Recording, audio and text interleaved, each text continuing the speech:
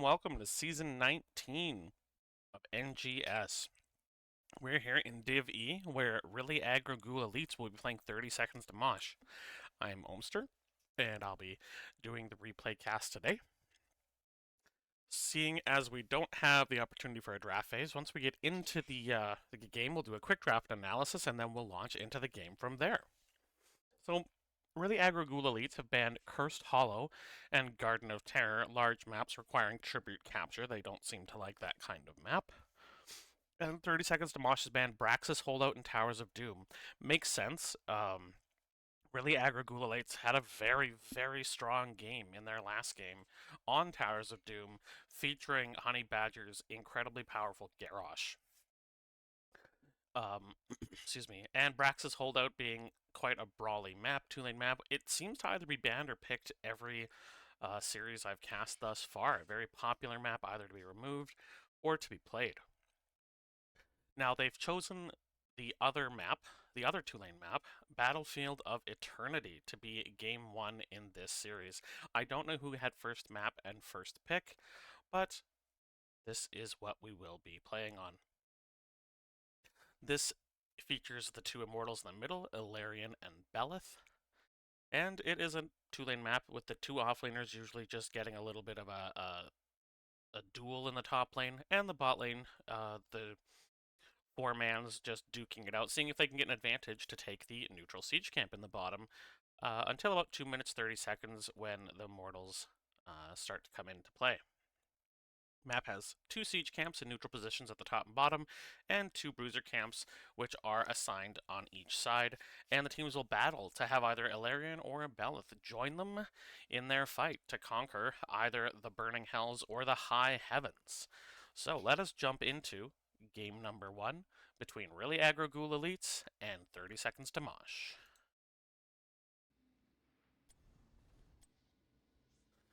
So, really Aggro Ghoul Elites have picked up some of the characters that they had last week that they had so much success on.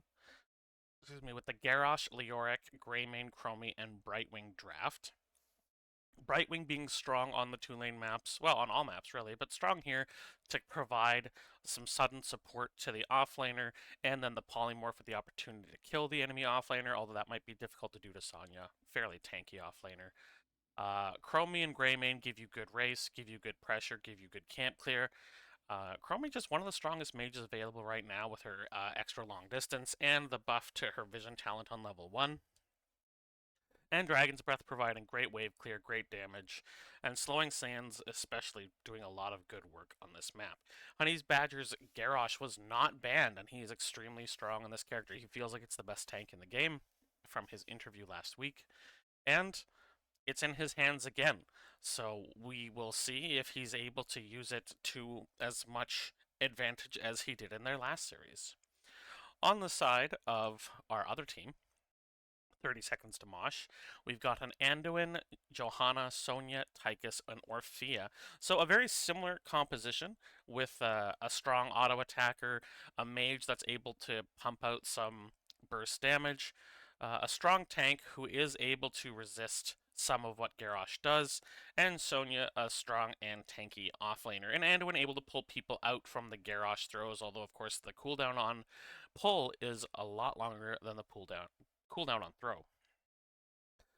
So both these teams have taken, I would call, fairly standard compositions. The race will likely be a fair amount stronger from really aggressive Ghoul Elites, unless we see Wrath of the Berserker. Wrath of the Berserker Sonya can race exceptionally well, but that is, of course, at level 10.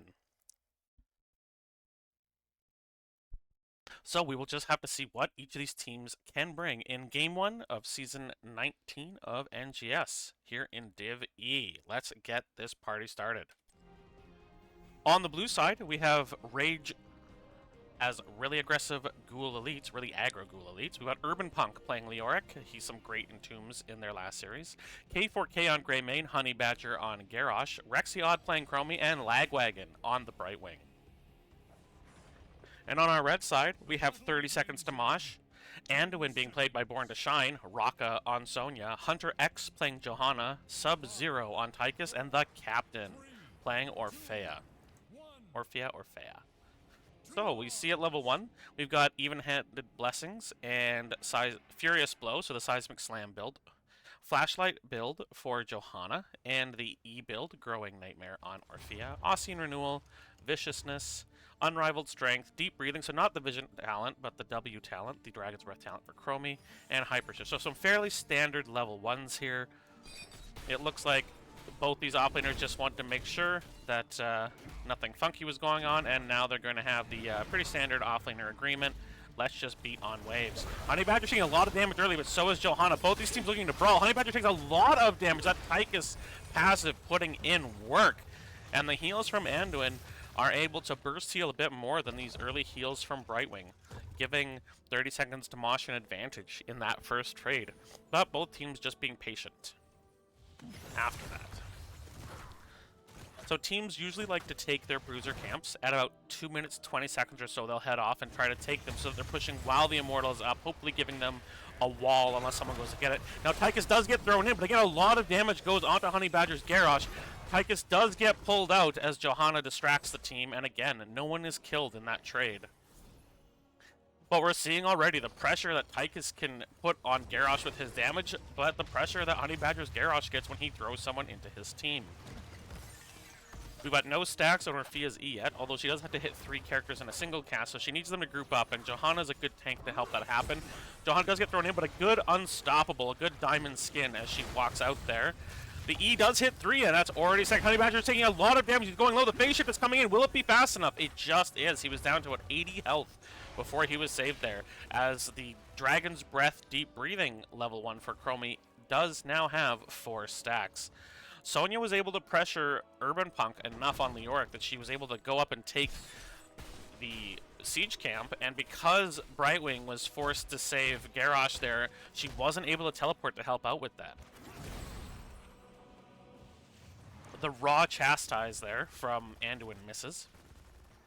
But they haven't gone for their camp here, but it is a little bit early. And they've already capped it. Now, going this early does, in fact, give 30 Seconds of Mosh a chance to clear it before Immortals are up. So this is a slight timing misplay from our team in blue. But nevertheless, it's not a big mistake. It's a minor one. As the team isn't clearing it, they've gone over to take their camp as Immortals spawn at the 3-minute mark. On the other hand, really Aggro Ghoul Elites or Rage didn't take the opportunity while their opponents were gone to take the bottom mercenary camp. They're instead looking to see if they can get a kill, and instead, even with the unstoppable pop, that's so much damage on Honey Badger, and Orphea's very mobile. Here comes the Tychus, he's thrown into the team. Honey Badger, oh, he barely lives. His W gives him just enough health back to survive that, and instead they kill the Tychus. That was a big turnaround for Rage there. Now this camp is pushing in the top lane. The one in the bot lane has already been cleared. So Lagwagon and Urban Punk clearing that bruiser camp. Now K4K Greymane is on the race on his side, and Red Team is taking the bottom camp during Immortal period. That seems like an odd choice. But it does have a chance to get them a gate even if they lose the Immortal. I wonder if they just thought they would lose the race here. But it's the halftime already, and 30 Seconds of Mosh has no damage on their Immortal yet. So an interesting choice. We'll see if it pays out for them. Now, they're looking to defend here. They're not going for the race. They know the race of Greymane Chromie is stronger. Orphea gets thrown in, taking a lot of damage, but she's able to do damage. Garrosh is killed immediately, and Born to Shine pulls Orphea out of that team fight. Now, it looks like Rage is going to have to back off as 30 Seconds of Mosh has control over their Immortal as they blow up the time trap there from Rexiod. So they're going to jump on their Immortal. Sonya, is a good racer. And they're going to leave Hunter X and Born to Shine here to keep an eye on that Immortal as Rage goes down to clear that camp. So it doesn't end up paying off, but it does mean now that Rage isn't on the Immortal.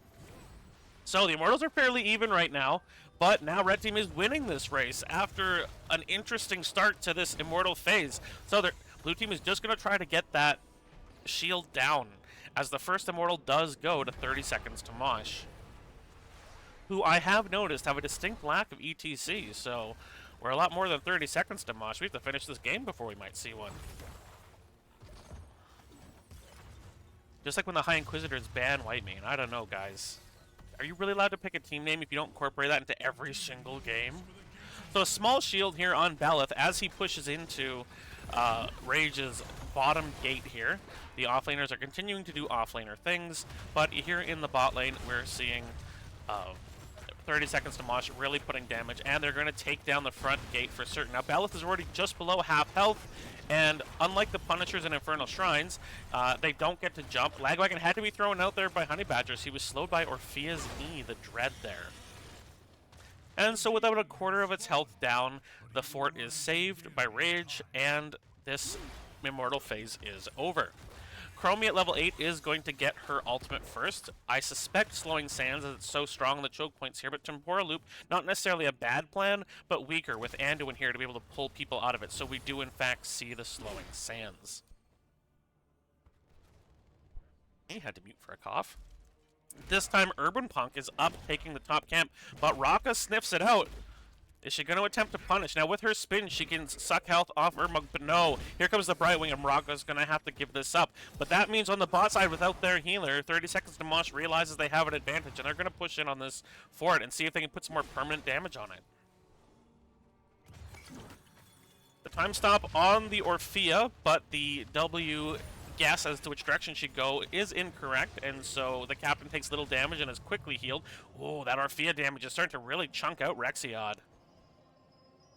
As Brightwing continues to pressure here in the top lane with Urban Punk as they try to keep this siege camp healthy enough to do damage at Raka using that seismic smash. Although she did go Whirlwind build later with Life Funnel and Hurricane. In the bot lane, because they have the numbers advantage, 30 seconds of Mosh did take this siege camp, and they're not going to have to protect the same way. Now with phase shift back up, Lagwagon comes down to heal Honey Badger. And in the top lane, Raka is just using that E build, that Whirlwind build, to try to kill off the siege camp, these Khazra, and push Urban out of lane. But the Drain Hope lands. Now, Immortals are spawning in 4 seconds as this bot lane gets killed, or as the bot wave gets pushed back out, and both teams are taking their Bruiser camp, so the Greymane is getting very low on this Bruiser camp. They're both going to move towards their Immortals here, which is in the offensive position. And this time it looks like 30 seconds of Mosh is just going to attempt to race, but again, their race is a little bit slower. Now, Brightwing is in the bot lane clearing. The problem is, are they going to be able to heal K4K? Yes, the Brightwing phase shift comes in, and it does look like there's only about a 1,000 hit point lead for Rage on this Immortal phase. Raka does get flipped in, but here comes the Light Bomb as ults come in. A big leap gets on 4 members of Rage. They're pushing Brightwing back. Entomb was dropped, but had very little value. Raka gets pulled out, but dies anyway. Odin is popped now, and it's 5-4 now at this point, but the healer for Rage is very, very low. Sub-Zero still doing damage with that Odin's extended range and tries to drop his W on Rexiod, but she manages to dance just out of it. Lagwagon is popping out. I'm guessing his phase shift is up and he's looking to come back in right away with the big heal. Slowing Sands come out, but not able to provide much value. And even down a hero, because the health bars are so low for Rage, 30 seconds of Mosh still willing to fight. Now Born to Shine gets thrown in, and Anduin does not want to be here. Garrosh does die to the Orphea damage from the captain, but they do manage to blow up Anduin finally as well. They're looking to put some damage onto Sub-Zero and the captain, as it looks like Johanna was killed by the Immortal in that fight. The Entomb comes out on the captain, but he manages to dance out, and Orphea is so mobile that the Leoric Entomb, she's not the best choice. Now Lagwagon is out of position, is getting chased down by Sub-Zero, but he doesn't have the build. He's gone for an E build, which means he can't drop those huge quarterback damage onto his opponent. Now he's in a rough position. Is he going to go down to the Chromie autos? No. He just manages to survive, as there's about a 1/3 health shield on Ilarion, as this time Rage captures the Immortal. So 10's in for both teams. We obviously have Entomb. We have Curse the Bullet to chunk out that Joanna. We have Decimate from the Garrosh, and Blink Heal from Brightwing. We got Light Bomb, Leap, Falling Sword as opposed to the Blessed Shield. So looking to provide unstoppable to the team more than a big lockdown on the enemy team. Odin and Crushing Jaws.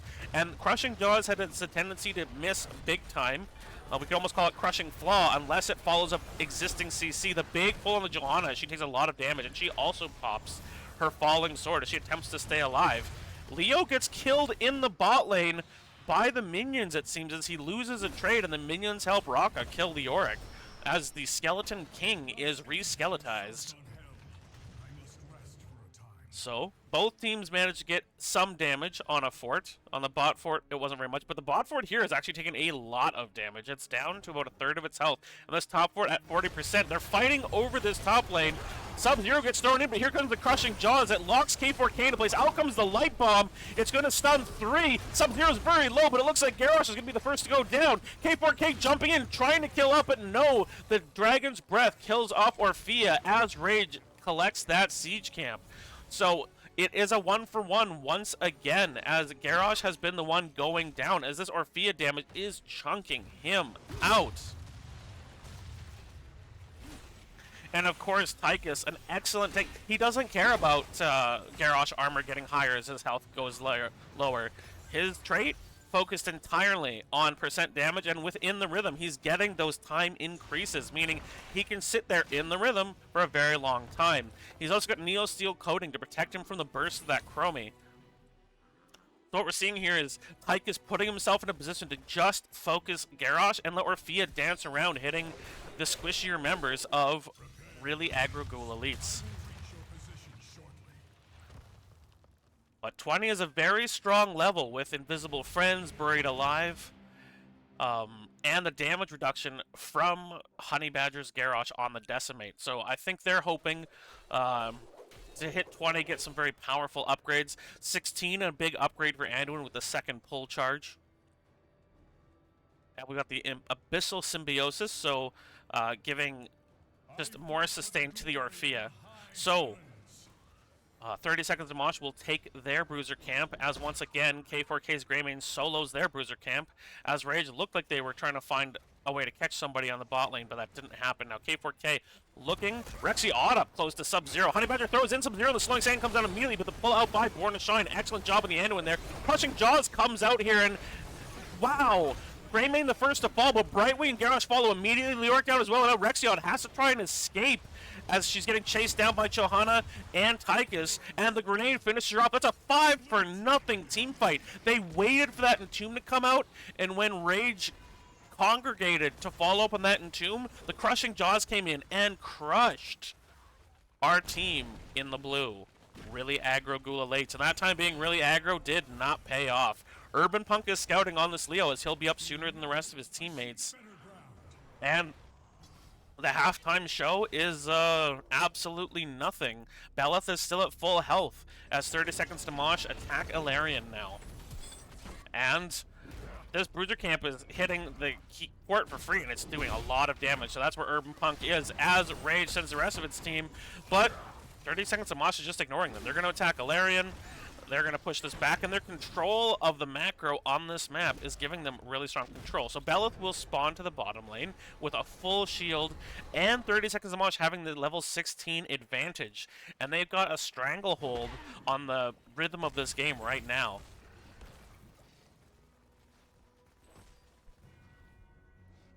Tychus with his percentage health now doing even more damage. We've got the double pull from Anduin. And really Aggro Ghoul elites needs to tone in their really aggroness at the moment and just be patient, not lose anybody to this empowered Beleth with the full shield. Once again, the offlaners are off doing offlane things as Urban Punk desperately tries to give his team the opportunity to get to 16 as well. The Odin comes out for the extra siege. Honey Badger coming in from the side, but not able to find anyone, as Johanna made sure that she didn't allow anyone on her team to be caught there. He takes so much damage, but the Crushing Flaw comes out. It's nothing whatsoever, as there was no CC there. Lagwagon steps up to polymorph the captain. Beleth still has shield left as the gate is gone, and he's at full health as he attacks their keep. And Greymane, while being a great attacker, his range damage is not his strongest damage, it's his melee damage, but he can't afford to step up into this team at the moment. Urban Punk is coming down. They're looking for something now, but they haven't hit 16 yet. They're still behind. Sub-Zero gets caught in the Entomb, but it doesn't matter. Honey Badger takes so much damage, and now it's Leo taking a lot of damage. And Belith is on the core as we speak, hitting the shields with those huge iron swords of his. That means Raka is all alone on the top, pushing the wave Prio into the top fort. 30 seconds of Mosh will take the bottom siege camp, which is, again, going to apply pressure. Someone's going to have to play goalie for really Aggro Ghoul elites as they find themselves behind in this game by a full level. Urban Punk has gone for the auto attack on Leo, but it's going to take some while to build up those Mithril Mace stacks as we look at the damage here. Chromie is pumping out a lot of damage, but we see that Anduin is pumping out a lot of heals. And again, the engage is happening here. Honey Badger taking so much damage as Chromie is in the bot lane, and so Urban Punk gets chased down as well. Garrosh dead already to the Tychus as Sub-Zero is melting the tank. It seems like they baited Garrosh out from in this game, picked the Tychus, and are blowing him to bits. They've done their homework. 30 seconds to Mosh. They managed to take that top fort, and they are in total control of this game. We see that they've got about a 7,000 experience lead here, most of it in heroes kills. If they're up 10-5 in hero kills in this game, they're rotating the quiet way, looking to see if they can catch members of Rage who are up too far. Urban Punk just walks right into it. He tries to E out, but he's not fast enough. Again, Crushing Jaws hits nothing. And we're seeing that the Immortals are coming up again as now the top camp is pushing in. Urban Punk is going to be a undead ward now as he watches where 30 seconds of Mosh is going, and they're looking to take this camp. Raka is coming in as well. So it's a 5v4. Rexiaw does drop the Slowing Sands, but they're not able to fight this. Now, Hunter gets caught, but he does pop the diamond skin, and he just walks out of there as they capture the siege camp, which is going to go in the bot lane and threaten core. And this is going to put really Aggro Ghoul elites in a tough spot as they have to choose. Will they let these two camps go towards their core? So Ilarion taking a fair amount of damage. The Slowing Sands comes out. There's the throw on Sub-Zero, but he gets pulled out by Anduin. And there's the throw on Raka, or she leaps in, pardon me. A good cleanse there by Lagwagon.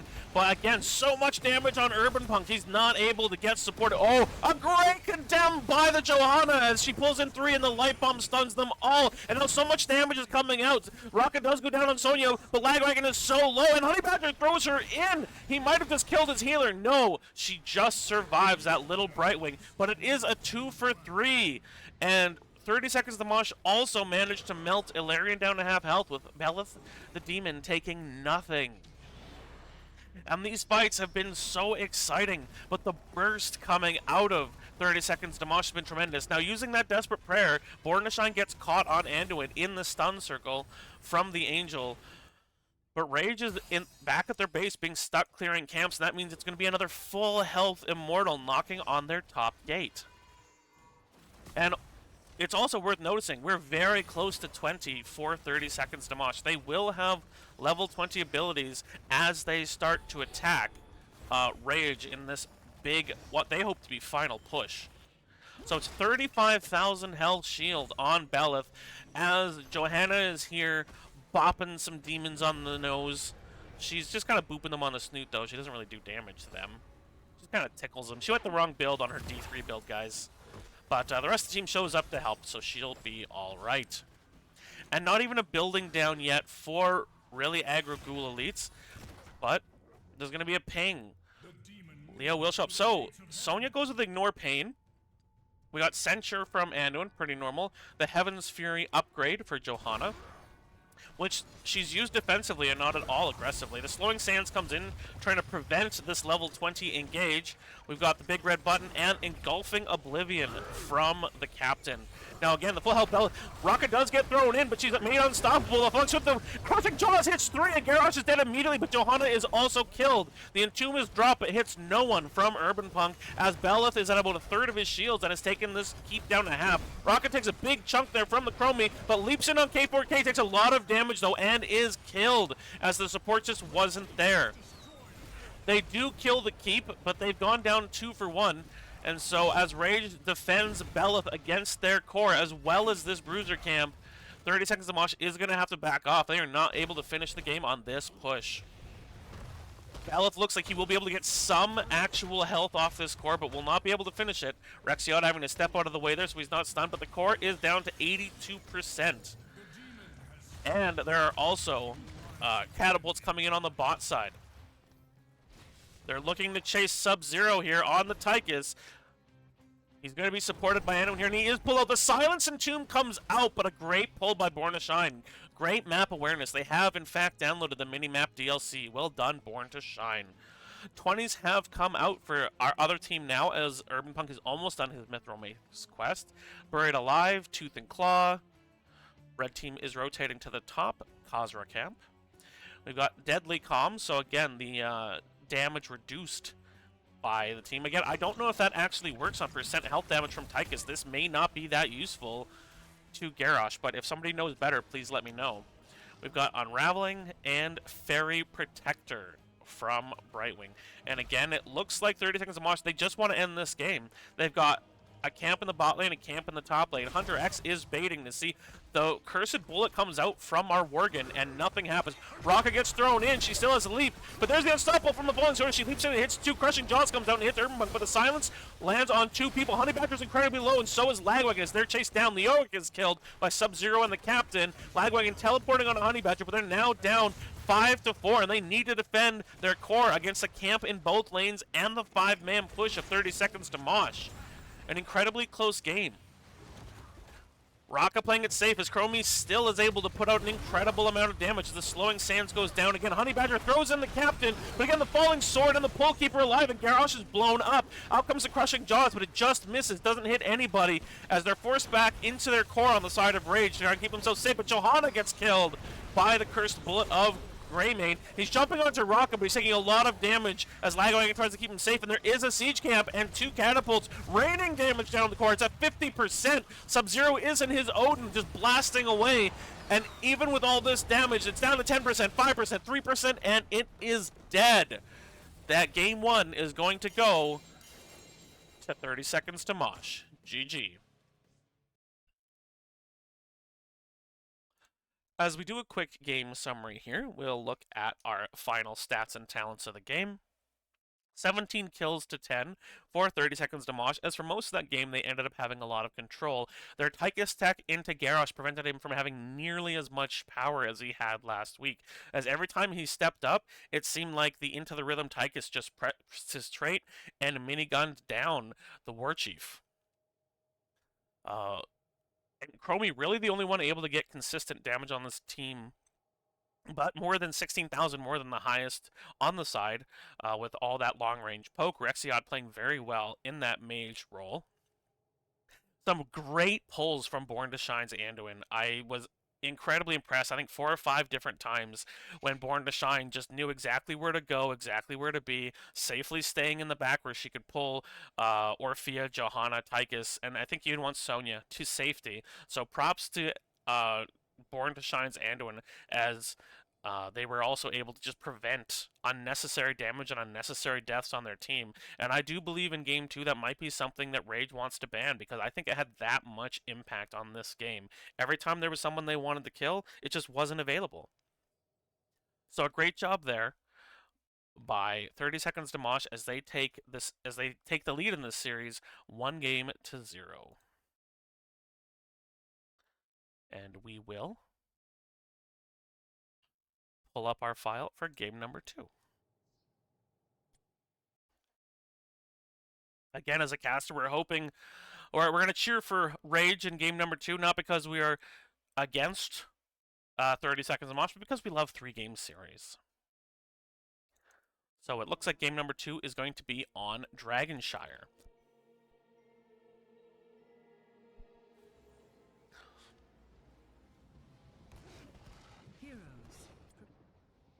So Dragonshire is a map that has a lot of close rotates, especially between mid and bot.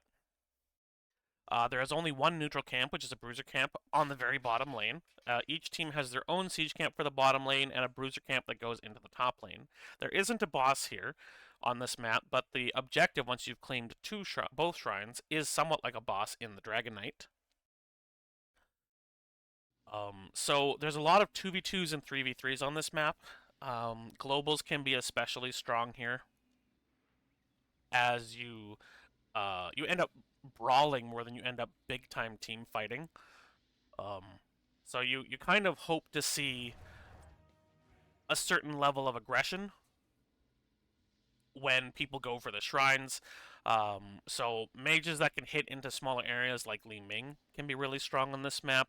Junkrat's control can be frustrating on this map with the traps and the mines keeping people off of the point.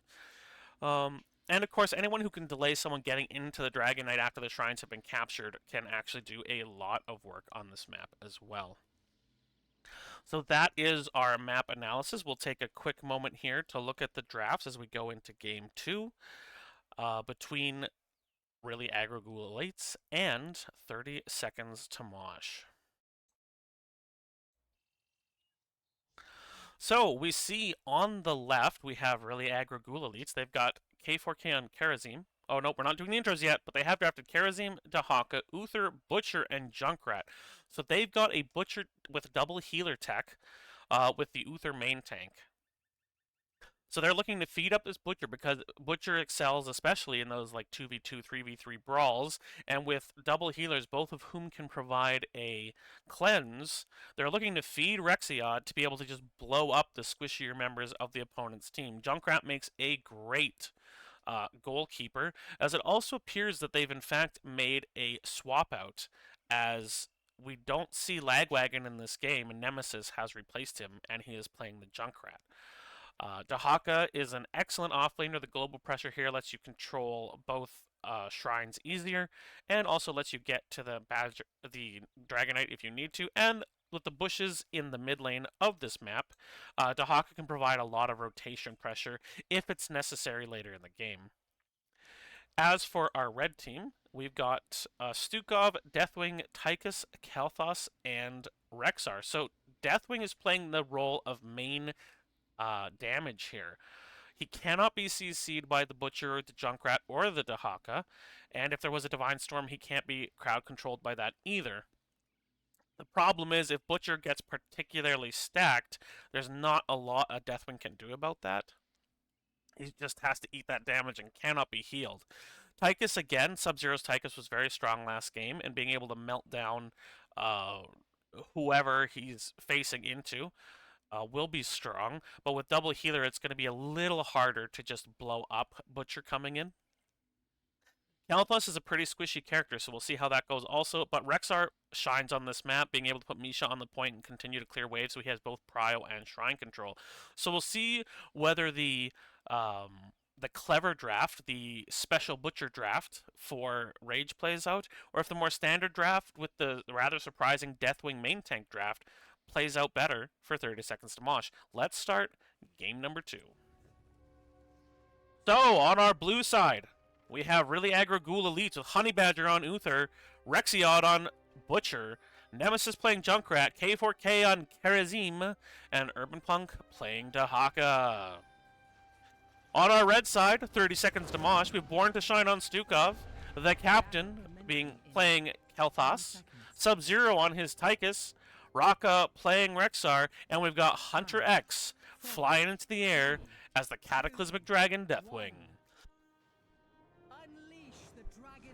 Flies in right away, trying to get a bit of a bush advantage here early on. We've got Iron Fist for Karazim, again, pretty much the only choice in competitive play. Race car to Haka, Q build Uther, which is normal when he's playing tank. A clever little play there where he queued himself and then stood in the fire to get some quick ticks of his level 1 quest. They're trying to stun Rexiod, and he spreads the flame onto Urban Punk, and they grab Misha, and they're looking to blow up the bear. Oh, how rude. The puddle comes out to silence them, but they still get the kill on Rexar's bear companion. We've got Low Blow, which is pretty ordinary for Stukov, Draconic Might, an auto attack build for Hunter X. We've got the E build for the Tychus.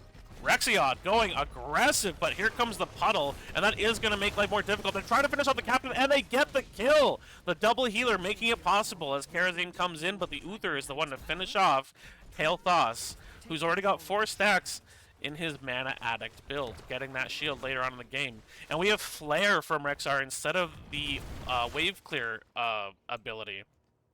Bird of Prey at level 1. So he's going to have the ability to tell if he's being ganked, keeping Raka safer, and the tongue just misses there. Urban Punk putting the free damage onto Misha, but this can be a bit of a tricky matchup for Dahaka if he ignores either one of those two in the pair. If he ignores Misha or Rexar, Dahaka can take a lot of damage he didn't want to. So, both teams take their siege camps, and Rage allows 30 seconds to Mosh to take the bottom shrine. There's a fight over the top shrine, but it looks like there's going to be a gank here, and again, they're just looking to feed this butcher. The charge goes on to Misha. I don't know if Misha counts as blood or not. Maybe. If somebody knows, please let me know. That may have been a tech they picked because they knew they could kill Misha once Rexar was picked on this map. But the gate is going to go down for free in the bot lane as they push with these shrines. Nemesis is the gatekeeper, but he's not able to stop this. They lose an entire gate for a kill on Misha. We see Spirit or Air Ally coming out for Karazim. This is going to get buffed in some of the patch notes we see for the PTR, where we'll get even stronger. The Lurker Strain, very strong for Dahaka. And we have In the Rhythm again for Taika, so he's just looking to blow up anyone who comes to get him. As we also see the Junkrat goes for Taste for Explosions. And now Blue team is setting up the Chinese party bush here in the bot lane, looking to see if they can feed Butcher even more kills. At 2.5, or at almost 3 minutes, he's at 90 meat. 30 seconds from Mosh going on their Bruiser camp here. Pretty safe thing to do. As the shrines are even. The tongue onto the Rexar. But Urban Punk not able to kill Raka here. Excuse me, as she backs up and plays it safe. Urban Punk is going to go for the shrine capture here. As his teammates do have fairly full control in this bottom lane, Butcher is going to go to the mid, soak up that experience, and kill some minions as he gets himself close to 100 meat, and Kel'Thas at 12. Mana Addict stacks. Now here come the traps and the Pulse Bomb. Knocks Borden to shine away, so Captain is now alone, but they are outnumbered 4-3, as Butcher is looking for a gank top. And so they have to back out and give up control of the bottom shrine, as Hunter X looks to get more damage off here in that Deathwing tank role, which I don't think I've seen before. The top lane, Butcher kills Misha again, and it must provide meat because they are ganking that poor bear companion like they owe them money, like she owes them money. But again, that just leads to more pressure here on the bot fort as a huge wave is crashing in.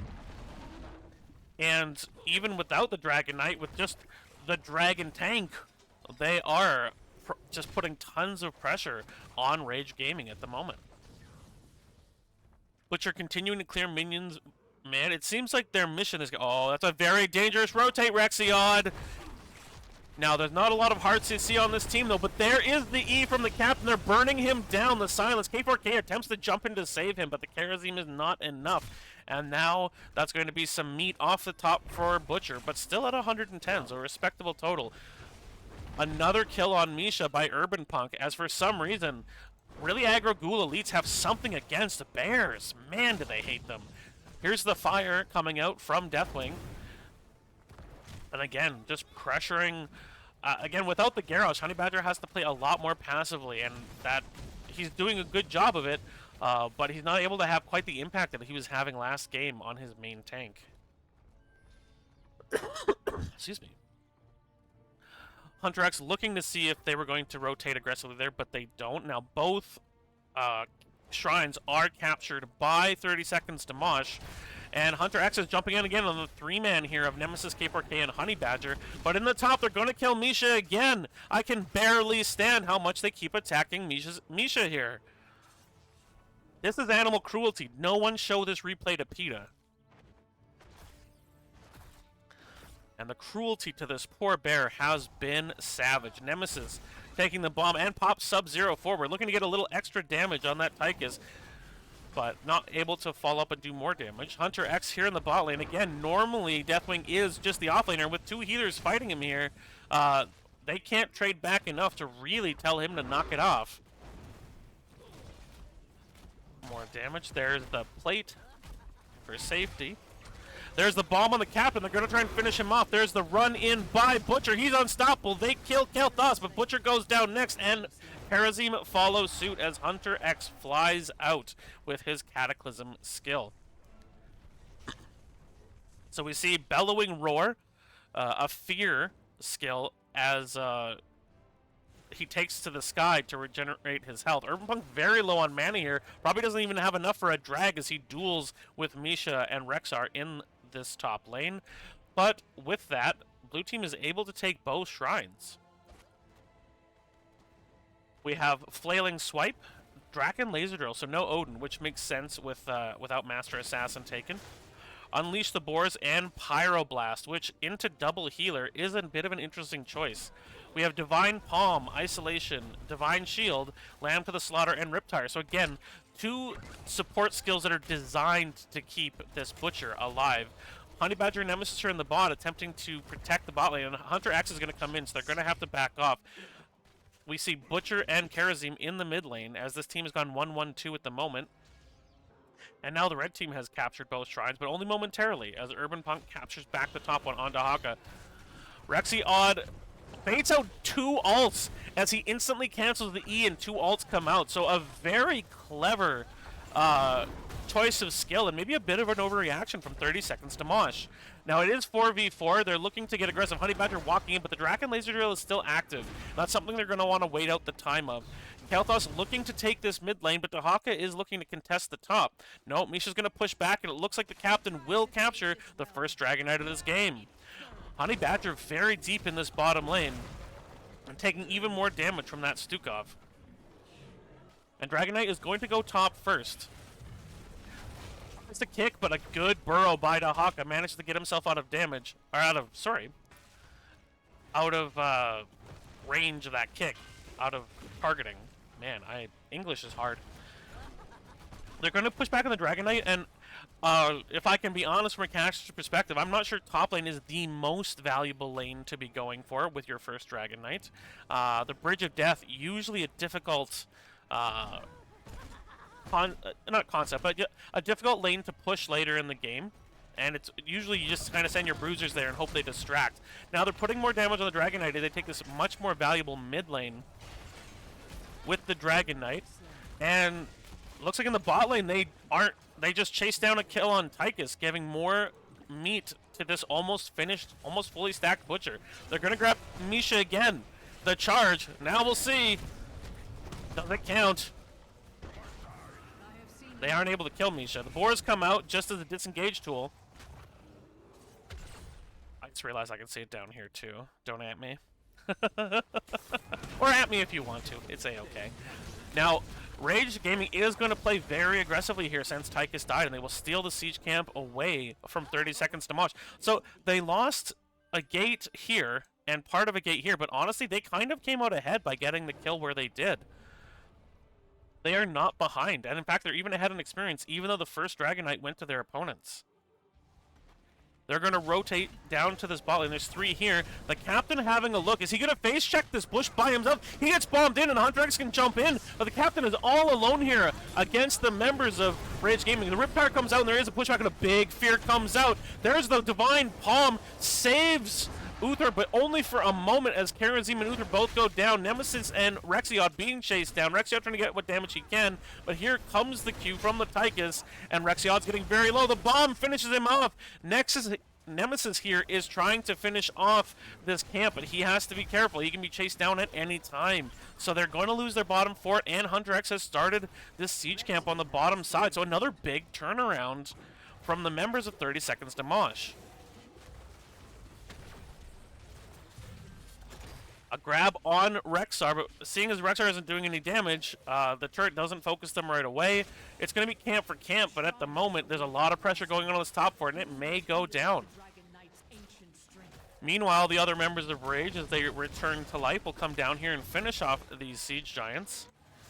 And the top fort, in fact, does not go down. Urban Punk is able to get the clear in time, but it's very vulnerable to a rotate now with 10% of its health remaining. Shrine's active in 10, mid lane Prio pushing in, and it looks, again, we've got the Chinese party bush here. The Spirit Ally, I don't think would have seen that. But after Honey Badger walked through, he saw it. An air ally very strong for vision control of this area. So we see Nemesis in the bot lane looking to capture this, but realizes from his minion wave that there are 3 here, and he does not want to get involved in that. The rotation is coming from the other members of really Aggro Ghoul elites, and Dahaka is patiently sitting in this bush, cleverly hiding just from the range of this flare. But Misha comes in and stuns. Seems like Raka knew that that's where Urban Punk was hitting. The tongue just misses. Oh, and Urban Punk has to back off now that his main form of CC is gone, and Misha will capture this top shrine. In the bottom, Rage pushes out the 3 members of 30 Seconds to Mosh, as it seems like our dragon is up in the air. He's coming down. The Unstoppable comes in from Rexiod, running in, but in a rough place. Now he does set down the silence. It silences Kel'Thas as Hunter X pushes out that team. Odin is coming down. No, sorry, Draken Laser Drill comes down. Hunter X is literally bodying 3 members of Rage at the moment. They're not able to support their hyper carry in the Butcher. Urban Punk digs down, but he's also completely alone. So he's using the Lurker Strain here, pushes away his opponents, but the Divine Palm barely saves Honey Badger. Now Urban Punk has to get away from Hunter X. His dig not able to provide the counter kill they were hoping for. And so once again, both shrines in the hands of 30 Seconds to Mosh, and Raka is going to finish off this top fort with the Haka having dug down. Another death on Misha. Why does everyone hate bears in this game? And it survives! It survives on 200 health! Absolutely incredible. And another Dragon Knight. Kel'Thas, the captain, is going to come up, do a quick breathe. Oh, he doesn't even need to. That top fort is down. Tries to breathe fire on the way. If he was there anyway, you know, you might as well give him a little hello. And now the members of 30 Seconds to Mosh are going to join up on this mid lane, as Butcher is finally fully stacked at 200 meat. Here comes the Riptire, attempting to push back. A lot of damage on Uther. He gets silenced and cannot use his Divine Shield as he's killed. And this Stukov is putting in work. Born to Shine looking great so far in this series. A little bit of extra healing from Uther at the end of his life there, as after being killed, he can heal for a few more seconds. The Dragon Knight attempts to kick again, and that silence just a touch too late to prevent Urban Knight's Dahaka from being booted. And if he gets kicked again, he'll be rebooted. Here comes the kick on Rexiod. Butcher gets to go home for a moment. Not necessarily that's where he wants to go. And Nemesis finishes off the Dragon Knight, as once again these teams back off and take a breath. The Siege Camp is available. Will it be invaded? No. It seems like the members of 30 Seconds to Mosh are more... No, they've changed their mind. They were pinging the bot neutral camp, but now they want to invade. And they do want to make the lives of really aggro gaming elite difficult as they steal away this opportunity to gain more experience for the blue team, meaning they're going to have to work harder. We do have Way of the 100 Fists, so a little bit more of a damage build here for Karazim. Rexar is killed in the top lane, giving Butcher more meat. And in the bot lane, we do have the neutral camp being taken. Now Hunter X will drop on this Deathwing, and he's doing a lot of damage. Even with 2 healers here, he is outputting tons of damage. The Fear pushes, oh, but a great Divine Shield as Butcher manages to get away, and thankfully this turret was already downer. He may not have survived long enough for the Divine Shield. But this Deathwing, there's so little they can do to the Deathwing with just a single hyper carry. And especially right next to the fort, they had to back away even though they had 4 members there. So they're going to take their own Bruiser camp as 30 Seconds of Mosh takes their Bruiser camp. And Dahaka is going to go bottom to clear the neutral Bruiser camp that was taken by 30 Seconds to Mosh. They're going to hit 21st, barring an absolutely incredible team fight.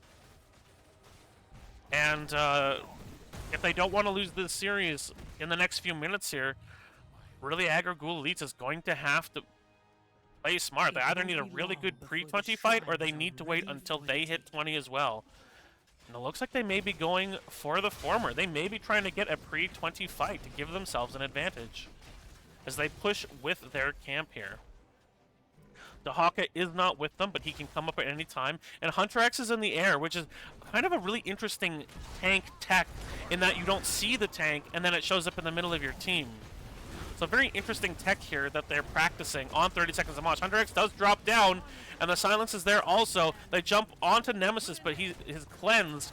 Now, oh, There comes the jump in from Urban Punk. He manages to survive, but unfortunately they turned the damage on him so quickly he wasn't able to get a drag in hopes for a pick there. And now 20 is going to be coming in very soon for 30 seconds to Mosh as Misha captures this top shrine. 30 seconds to Mosh grabbing their camp, their siege camp here in the bottom. Urban Punk still looking to make a grab, but he gets pushed away by the flaming swipe, but he uses Burrow to get in. The Fear then pushes him away. Now the laser drill is doing all sorts of damage. The red team is pointing. Now here comes the Divine Shield as he's beating on Born to Shine as he tries to finish him off. Here comes the flailing swipe that knocks him back as the laser drill is tickling away the health of the Butcher here. He does have double healer, so he is not taken down. And now a fair number of the alts are down on both sides. The air ally out to create vision. Nemesis, he is now getting targeted by the Pyroblast, but Divine Palm is here, isn't needed as he's taken down to half health. Both shrines in control of 30 seconds to Mosh, but Dahaka in the top making that a lie as he captures that back. Now Raka is coming back with Misha as 20s are now hit for both teams. We've got the controlled Chaos, Destroyer's Rampage, Bob and Weave E on this Tyke as he's got 80 stacks on the minigun. Presence of Mind and Kill Command, so the stun from the Boars now. They get the vision and Hunter X comes in again, that huge dive with the low blow underneath. And K4K taking a lot of damage on that Karazim. The Fear comes out, they jump on Rexiod. He's unstoppable now, but the Palm comes out and saves his life. But they don't have Divine Shield for another 24 seconds. He runs back. There's the protection on Hunter X. There's so much damage coming out on the Butcher here. He's silenced, he takes the Fire Breath and he goes down. But in the top lane, Urban Punk solos Misha and Rexar. Here comes the Riptire, and the slaps keep it from doing any damage to the members of 30 seconds to Mosh.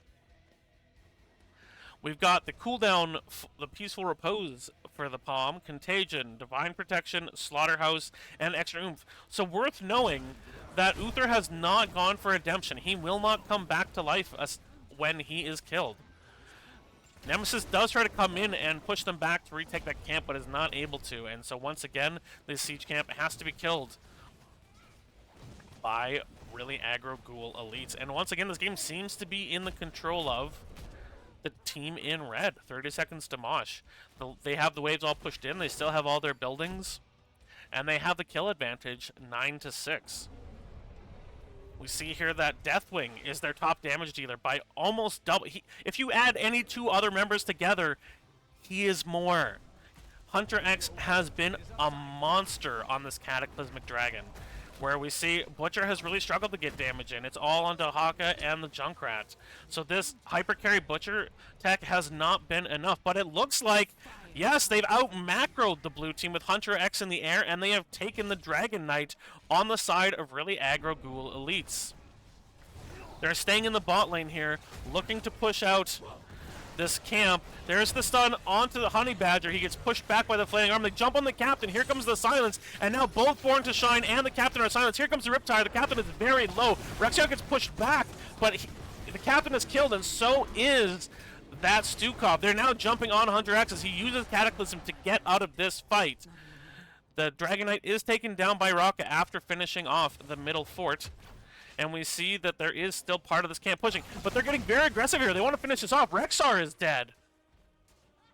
And now they're going to steal this siege camp from their opponents as this game is going topsy-turvy. It is cattywampus in here. Both these teams looking for their opportunities and then taking fights where they can come out ahead. As Butcher gained basically 10,000 hero damage in that fight. And the members of really aggro Ghoul Elite saying, we're not done yet. This match, not over. So the siege camp is going to push into the top fort, but this last remaining part of his siege camp is pushing him into the bottom keep, and it has lost about 10% of his health. But in return, really aggro Ghoul Elites with the long death timers are going to take out the mid keep while they're at it. Now Hunter is going to jump down into the team. I suspect he'll pop his Fear here. Not able to. The protective plates, there's the Fear, pushing them back. Nemesis is low. They're putting a lot of damage on a Hunter, and now that it's later in the game, a tank without hard CC can start to get pinned back a little bit by the heightened damage of the members of his enemy team. This camp is almost taken down, and Captain will make sure it's finished off as this fort has gone down to about 60%. as the rest of really Aggro Ghoul elites are now fighting their bruiser camp to send it chomping down the mid lane where there is no keep for 30 seconds to Mosh. Some interesting macro decisions here as they get back in the game. Really smart. Not to go back to Fed, not to try and set things even, but just go grab that keep immediately from the members of really Aggro Ghoul elite. And again, it looks like they're trying to set up a gank here. They want to see if the enemy team is going to come and invade their siege camp. They aren't. They're going top. But until they see them, they want to see if there's an opportunity to take something here. Now, as the red team shows top, I suspect we'll see the blue team move, and they do. They're going to move to take the bottom shrine. Keep the shrine control even, and they'll probably push a bit towards this mid gate, or sorry, the bot gate. K4K making sure the vision is kept in this tri-brush in the middle. That's very important to making sure that there's no surprises. 160 meat on our Butcher and 149 on stacks on our Junkrat as they are getting stronger the longer this game goes. 121 stacks of On the Rhythm. So that minigun is going to be shredding whoever Sub-Zero focuses it on. So the trap comes out and does trap Misha. They put the Dahaka climbs to the top. They put Misha on the point as they're going to trade shrines here. A huge wave building up here. But the blue team is jumping in and they're looking for an advantage here. Honey Badger taking a lot of damage and he pops a Divine Shield so he stays alive. Rexion slapping Sub-Zero as this fight is all over the place. Rexion does take him down and Tychus is dead. The Riptire coming out and does a lot of damage to Raka and Born to Shine. And here comes another Riptire knocking Raka back again. Misha stunning Karazim as Honey Badger is protecting Rexion back here. The fire coming out. And now these teams are bringing about Hunter X not yet willing to give up this fight. And Nemesis is just popping bombs into this dragon. He uses his fire ability. Here comes the Thousand Fists. He's going to use Cataclysm to get out, but he's incredibly low. He's going to have to go up into the air if he wants to regain his health. But that's going to cause him to lose pressure, meaning that now Dahaka can go up and try to capture the Dragon Knight. And the double healers now are finally making so that Butcher can go through these long fights without worrying as Dahaka captures the Dragon Knight, and he's going to walk right down mid lane towards the core while Dykus is dead for 20 more seconds. What a turnaround here for really Aggro Ghoul elites. 5 minutes ago, this game was completely in the hands of their opponents, and they've just made little play after little play, giving themselves advantages. And now they're looking at an opportunity with a 23-minute Dragon Knight to finish off the core of their opponents. Now, Hunter X is going to dive down into the middle of the team. The silence comes out from the Stukov. A lot of damage both on Nemesis and on Karazim. And Nemesis, Junkrat is killed. K4K is taking a ton of damage. He goes down also. But the Dragon Knight is just focusing the core, as was the Butcher. It's down to 15%, 7%, 1%. And game 2 is going to go to really Aggro Ghoul elites. GG, we're headed to game number 3.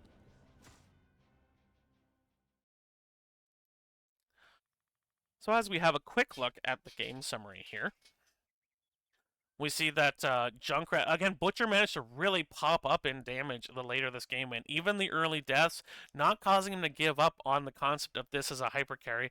And Nemesis Junkrat really provided a lot of kind of, you could say, backline value. Just a lot of disruptions, the traps were a good thing. And I think maybe underrated, the vision from K4K's Karazim, making sure that they could tell if a rotate was coming.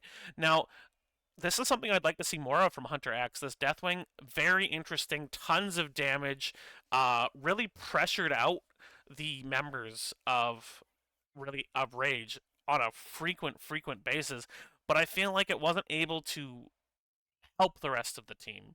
The Stukov Deathwing was interesting, but Tychus and Kalthus couldn't really do a whole lot to follow up with the Deathwing the later the game got, and that's kind of reflected in their damage numbers being quite a bit lower than the Deathwing's numbers. Again, really interesting tech, would love to see more of it.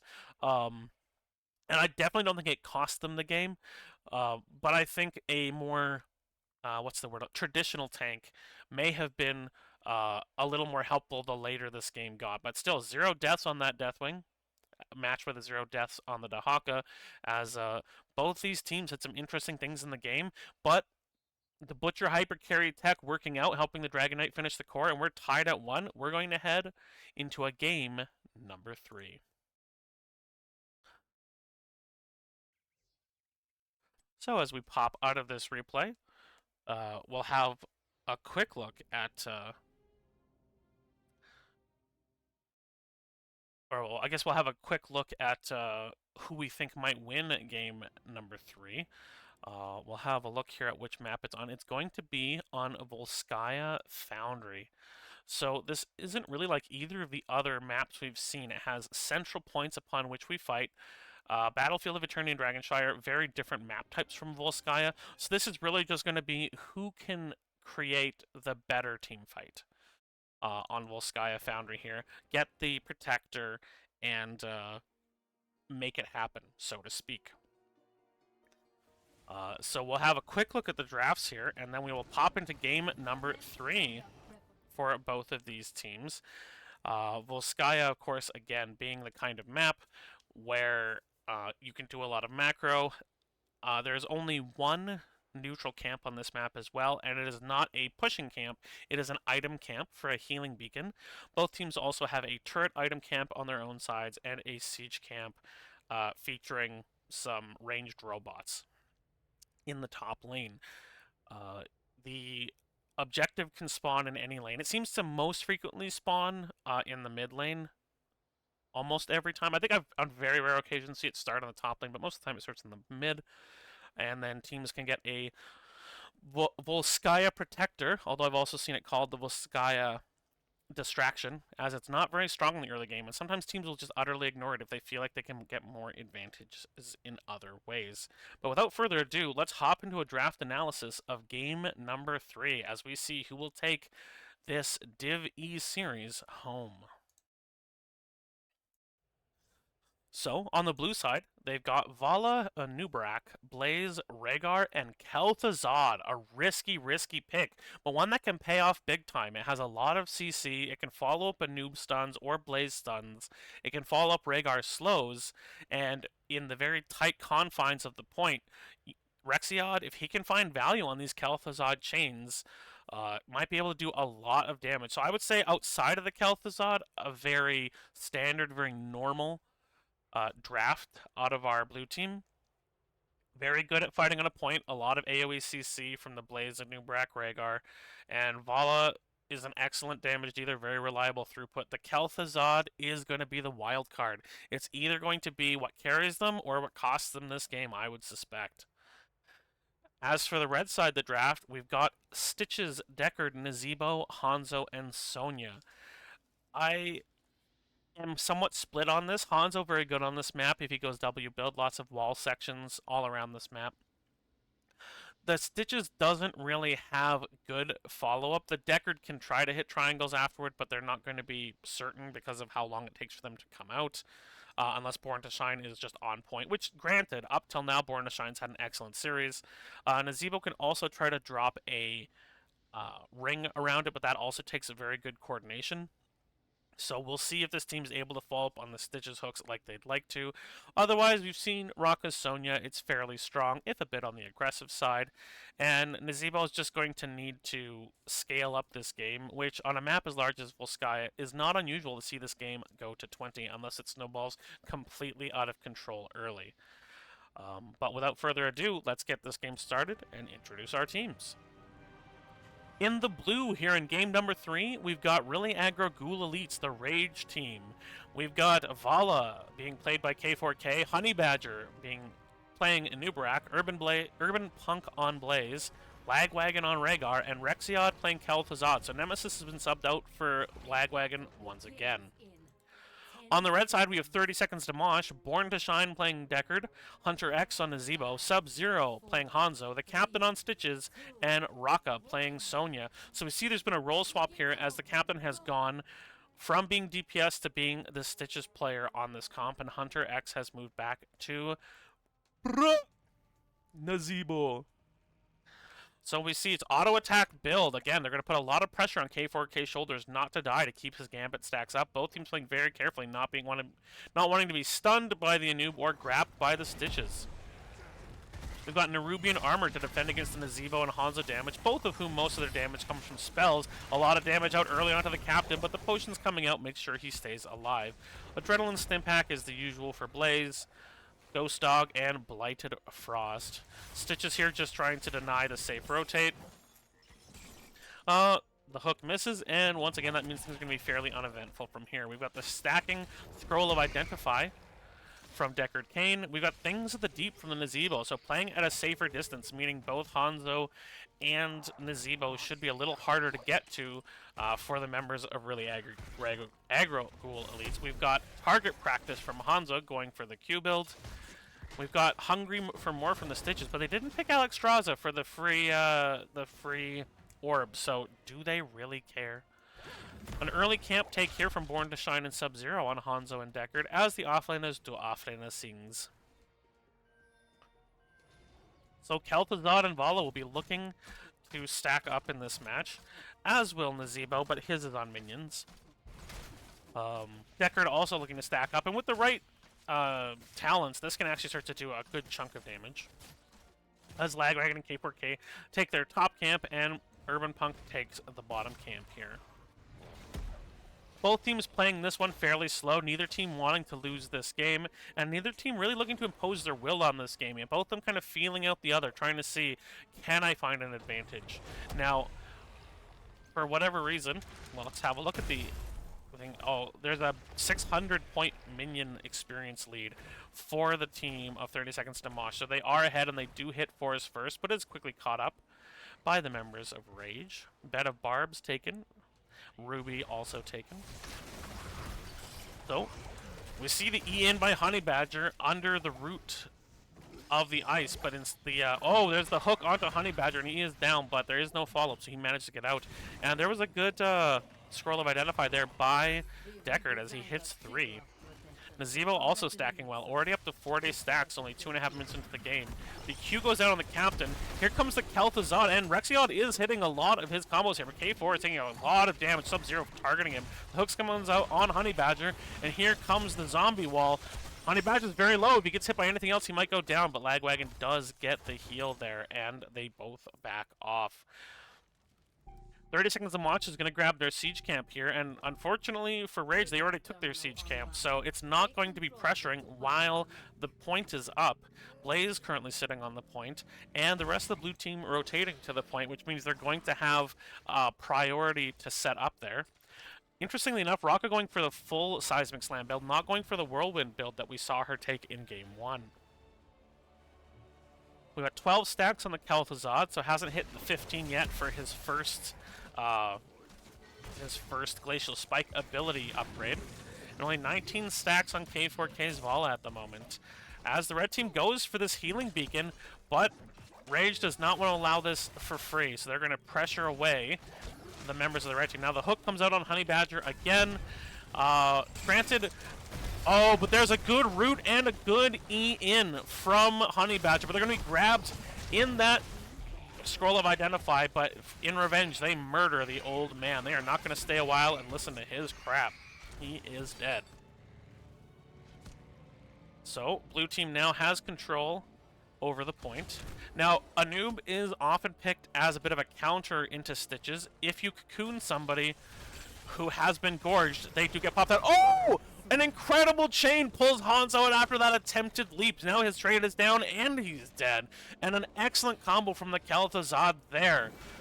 Oh, if early returns are any indication, this Kel'Thuzad is going to be trouble for the members of 30 Seconds to Mosh.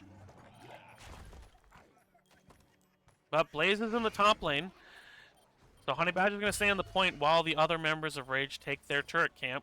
We are in overtime now for the point, as you need to have uncontested control of the point to claim it. And now 30 Seconds to Mosh is going to take their opportunity to claim the point. Blaze is in the top lane, soaking up experience and pushing the wave in with wave prio. Sonya is in the bot lane doing the same thing, as both teams are now just being patient. Again, early on, the Volskaya Protector is not often considered to be a huge priority, so both teams are just looking to get more powerful. The jump is on Stitches. He does get chained and rooted. Not a lot of damage coming out on him, though, as these triangles from Deckard are keeping Rage's damage further back than they'd like to be. They are taking down the turret, but the turret goes down fast to Hanzo's damage, and the red turret is still up. Now the jump in from Honey Badger, they do kill Stitches, but Huntrix is coming in from the side and hitting his abilities. Now he doesn't have the early damage. Oh my goodness, what a burst from Hanzo. He takes the first Gambit stack off of K4K's Vala, but Blaze kills him in return.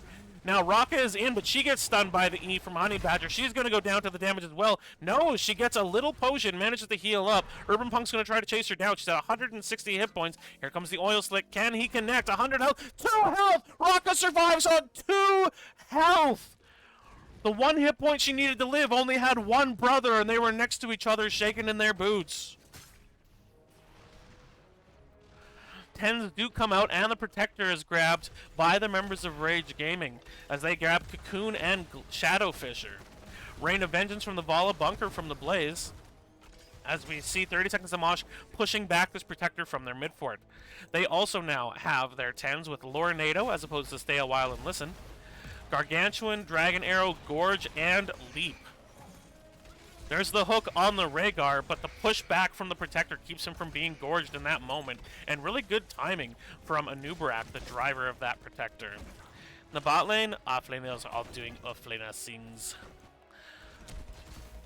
So, the Protector is about to go down. Honey Badger does go in immediately on the Captain, but he gets gorged and he can't cocoon himself out of that problem. Lagwagon and the rest of the team are out. Honey Badger is at low health. He takes a shot from the fort. Now he's taking all sorts of damage, and he's just taking them on a goose chase before he's murderized. He tries to E out, gets the shield 30 health, but he is dead. And he is not able to pull a Raka and live on 2 HP. Hunter X has finished his Things of the Deep quest, so now he has 10% additional spell power as well as the 20% range increase. Rexiod still 5 stacks away from finishing Master of the Cold Dark as 30 Seconds to Mosh captures the healing beacon here in the center of the map. We've got 50 stacks on the Creed of the Hunter and 1 loss, I believe. Yes, 1 death. So 1 loss of Gambit stacks for our Vala here. We have 3 members of the blue team out damaging the highest damage on the red team, and they have got 4 kills to 2, so they do still have a fair amount of advantage, but it seems like 30 Seconds to Mosh has at least pulled this back to fairly neutral.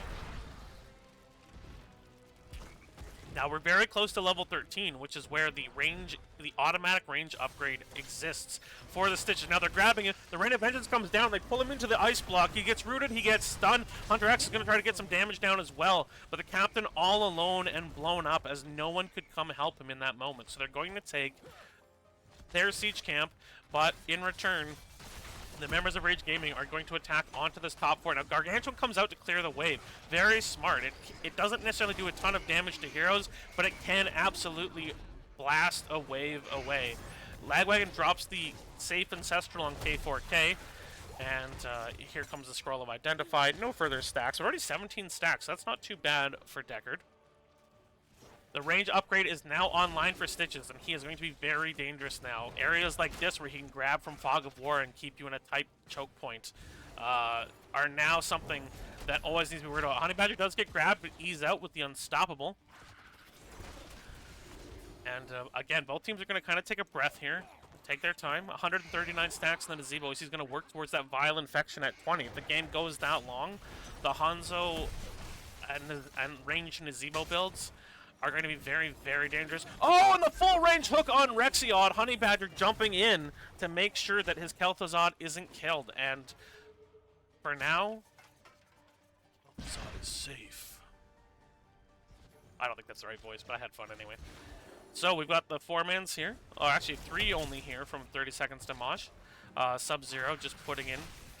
He hasn't really managed to stack very well. He gets jumped on immediately as they realize they're outnumbered. Deckard gets cocooned and Sub-Zero is killed. The Captain gorges the Kel'Thuzad, but where is he taking him? Not to anyone on his team. He walks by Hunter X, the Lornado, and the zombie walls, shoving these guys around. But they get the kill on the Hanzo, and that's all they really wanted to start this off with.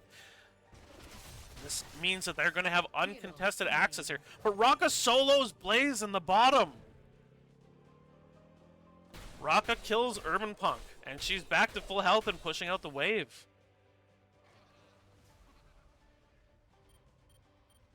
So 27 stacks on our Kel'Thuzad, 60 on our Vala, 159 on Nazebo, and we've got about a half-level lead on the members of 30 Seconds to Mosh. The chains come out, they miss, and so that Shadow Fisher hits nothing. The zombie wall comes out, chasing down the giant beetle that named Anubarak. And Sub-Zero is back, and now the blue team's actually going to give up pressure on this top point. Vala headed to the bot lane to clear out there, and the rest of the team creating Cryo in the mid lane. And it sounds like we've got a disconnect here. Well, it also said a hero return, so it sounds like everybody is back where they belong. Wasn't even long enough to pause. So both teams have pretty much all ults up except for Bunker Drop. It will be up in 3 seconds. And only 66% here for 30 seconds of Mosh. So there's still every opportunity to engage. They jump on the captain and do a lot of damage. And again, the second chain misses. Only 29 there. And Rexiod really wanting to hit that 30 so he gets 75% additional spell power.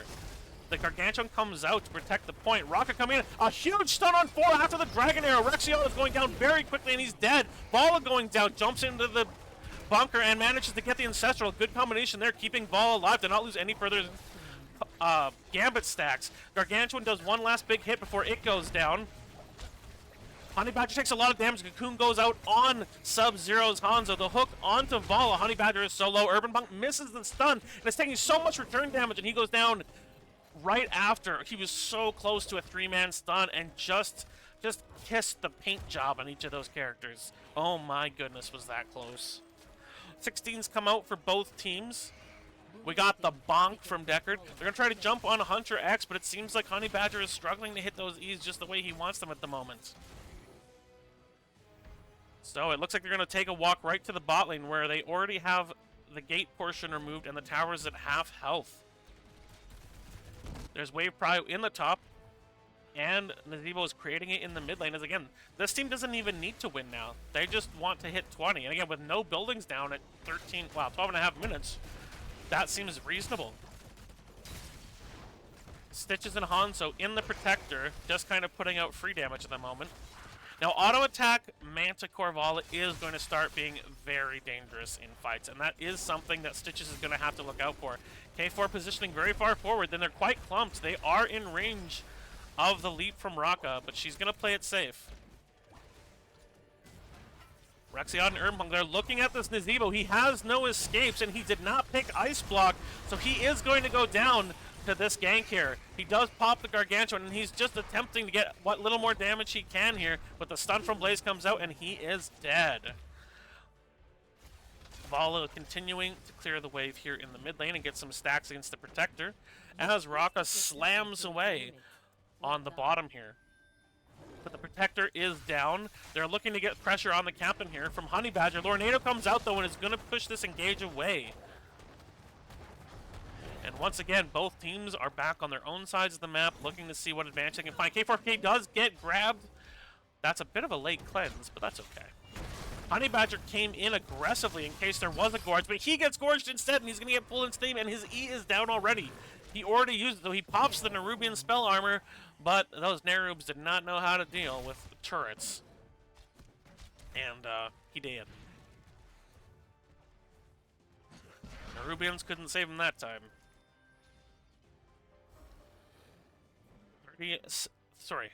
Really Aggro Ghoul Elites does claim their turret camp, and on the side of 30 Second to Mosh, they will do the same.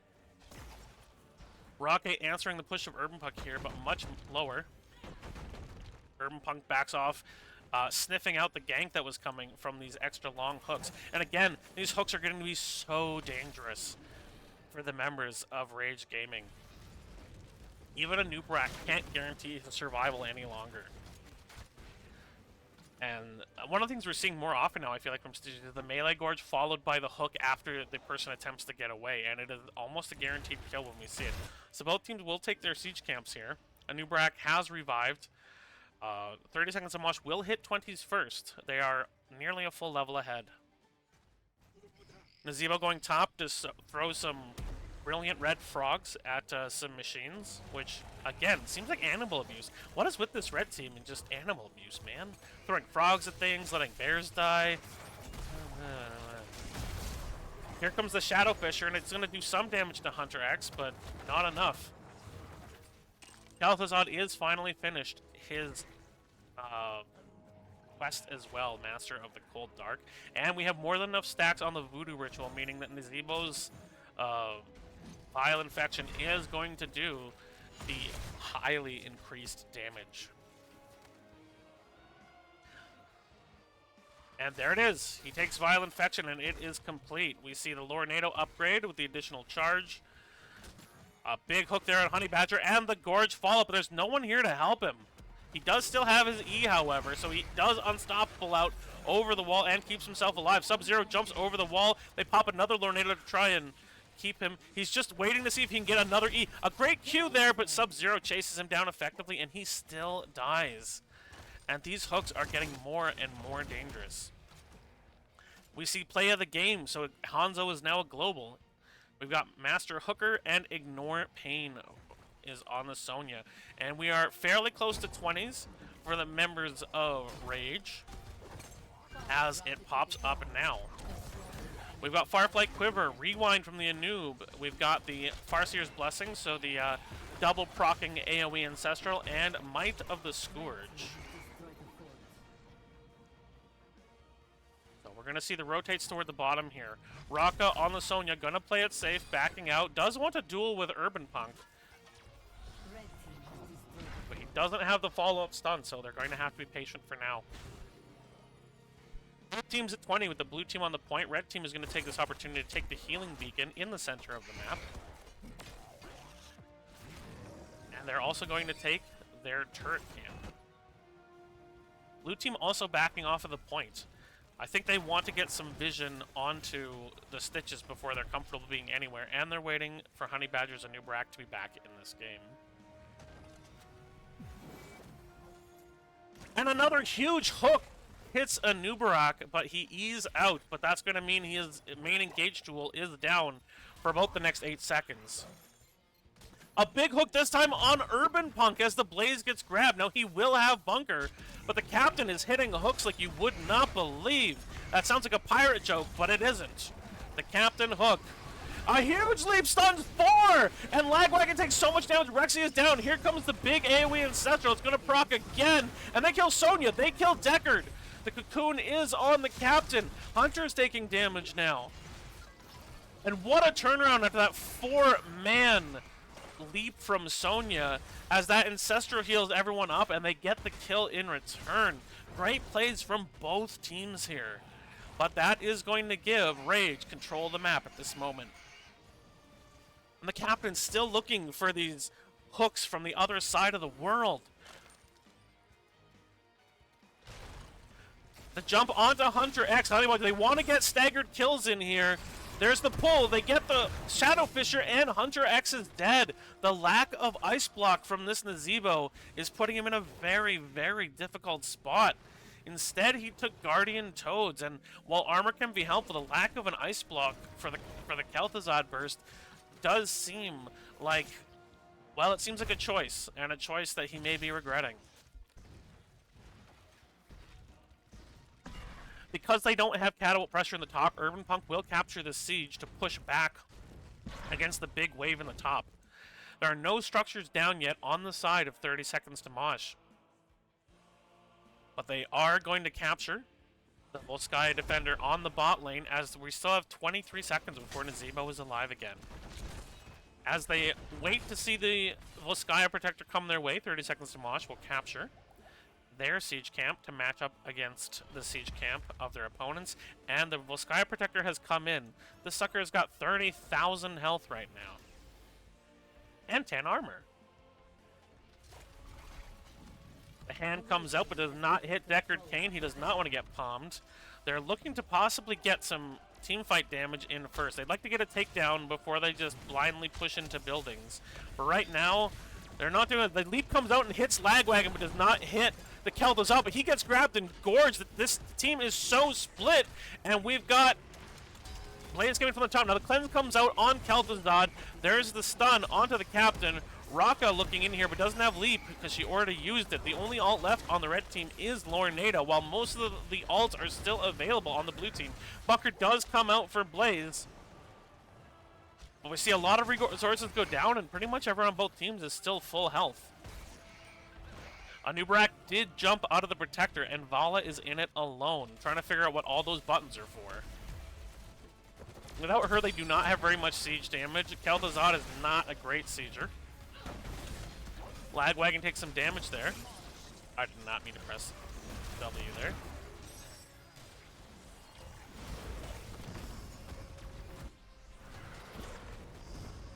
I don't know how to get out of this view mode. We're gonna pause really quickly and figure that out. Please pardon me for this.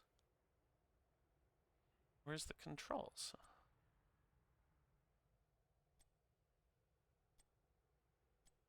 Game, you are remarkably rude that you will not let me adjust that.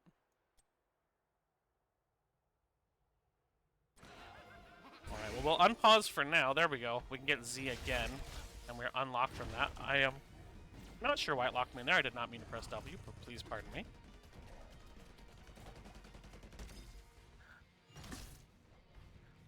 So that is all the Protector's going to get. So there's now 2 buildings down on both sides. Another incredible hook! Honey Badger is grabbed and gorged, taken away. The team is trying to come in to help him. He is out and is not killed. But now everything but Gorge is back up on the side of 30 Seconds to Mosh.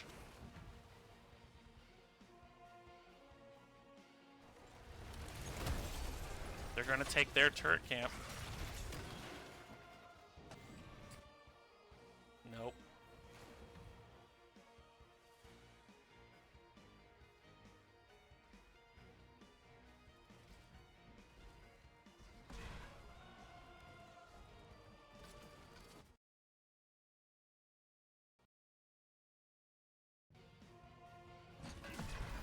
Sorry about that.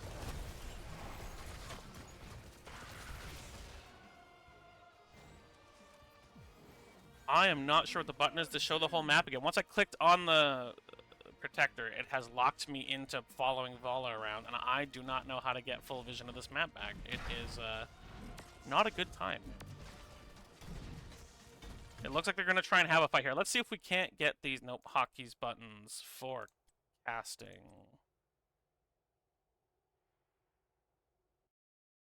Not what I want. Okay. There's a observer camera. Here we go. Observe commentator O. Observe all players E. Okay. Does O work? No. Does E work? There we go. We got it, boys. We're learning caster things today. I'm so sorry to both these teams for observing like a dork. Urban Punk with a big stun, a stun on 2, and then followed up by the chains. Honey Badger's taking a lot, but he managed to cocoon the Deckard Cain. Rocco jumps in on the back line and is doing a lot of damage, keeping this Kel'Thuzad from doing the damage he would like to do. But Rocco does finally go down. And it is... But all the members are about half health on the blue team, while the members of the red team are at full health. And Urban Punk is taking so much damage from the Vile Infection spiders.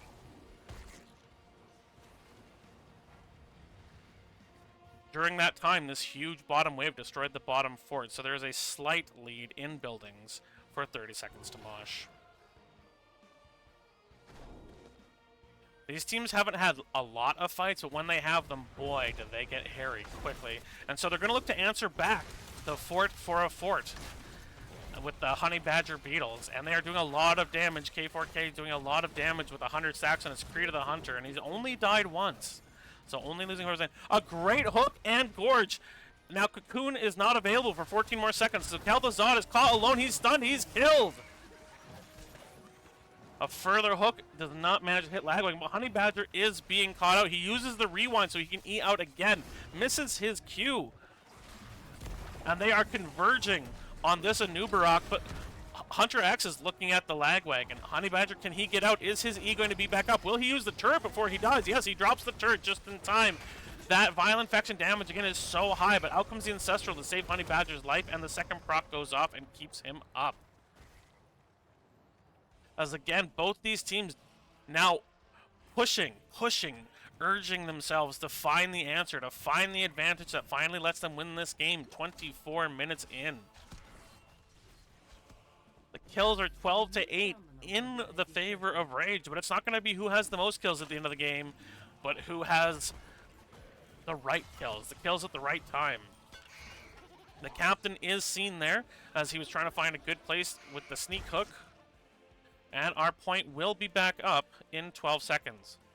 Sorry for the artifacting here at covering up with the thingamabob there, but c'est la vie.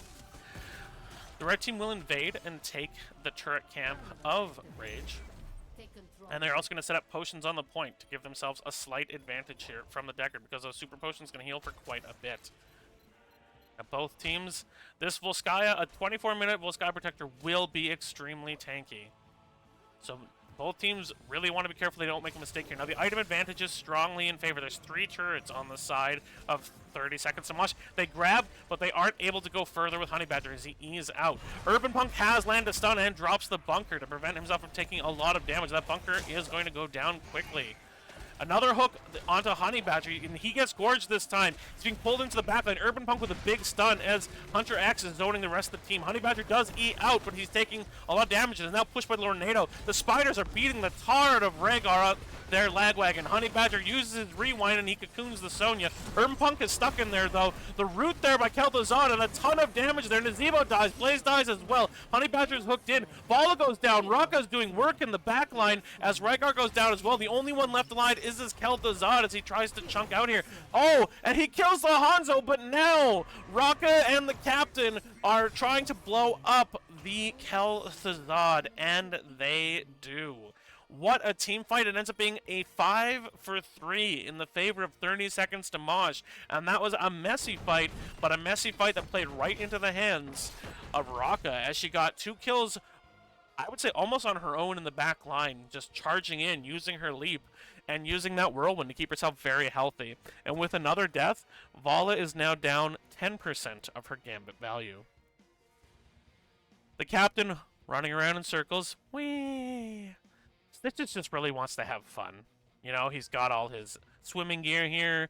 He's got a popsicle. How it hasn't melted 25 minutes in, 26 minutes in is miraculous. But, you know, if a crazy scientist can figure out how to make this lump of flesh, it can figure out how to make a non-melting popsicle, I think.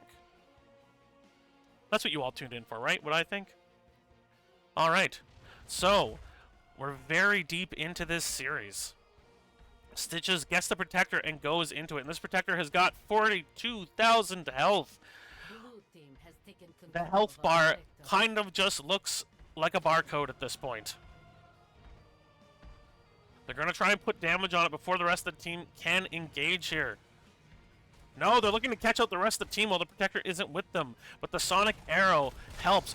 The E in from Honey Badger, he misses. He's going to use Unwind, Rewind, and Unstoppable. He coons the Nazebo, but a ton of damage is going down. The Ancestral comes out. Great timing there by Lagwagon. The bunker is dropped by Blaze, but the Gargantuan is getting tons of damage, and K4K just has to run away. He can't even auto right now. He's being chased down so hard. The E goes into the wall, unfortunately. He does take a hit from the controller. Blaze is being chased down by Sub-Zero, but he's still quite healthy as Raka goes down first this time. Urban Punk going for somebody that's caught in the zombie wall, and he's going to go down as he gets knocked around by Lornado and zombies. Here comes the Shadow Fissure. The E in by the epic enter by Honey Badger, but he takes so much damage from Sub-Zero as the damage wasn't there to follow up.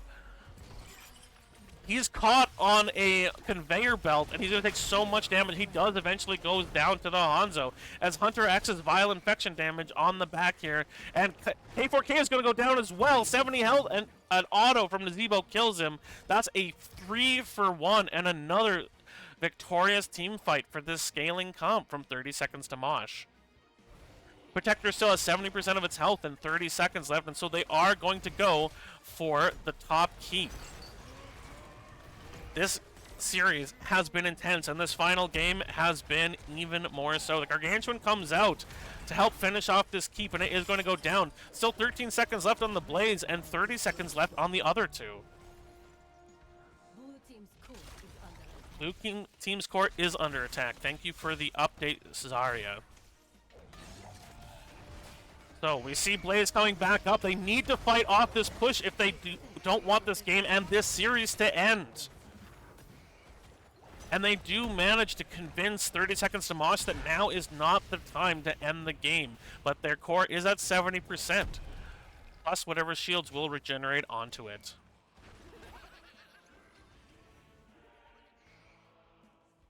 So again, both teams going to go back to their own sides of the map, take a deep breath, and look to make either a turnaround and get back into this game by Rage Gaming, or a final push and an end to the series from 30 Seconds to Mosh.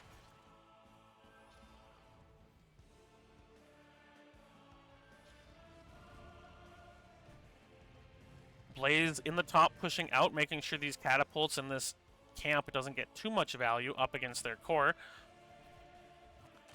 And the red team is going to take their siege camp as well. Blue team looking at this healing beacon. They think they can take it before they get engaged on, but Stitch is going to look for another big hook here. He hooks in, he grabs Honey Badger, the E gets him out, but the Lornado and then the Gorge, he's all alone, and the Lornado is cast here as well to make sure he cannot get out. Now he might still have everyone. He uses the rewind, but he gets stunned. The Ensemble starts to get him, but now the hook onto Rexiod. He's all by himself, and Kel'Thuzad does not want to be in the middle of the enemy team. The bunker is dropped by Urban Punk. They tried to save their Kel'Thuzad, but it was far too late.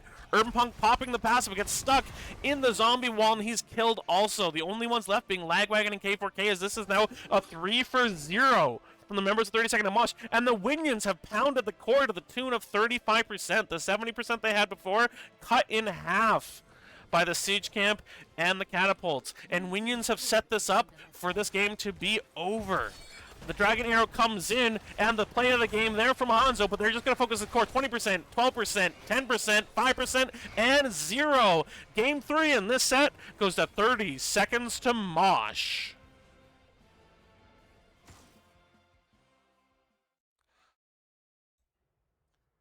And that was a very, very exciting series here in DivE. Great plays made by both teams, exciting, explosive team fights. The Kel'Thuzad was very, very well played by Rexiod, but the Stitch's hooks in the late game became, I would almost say, a rallying point for 30 Seconds to Mosh. They just waited for the captain to make a play, and boy, did he ever.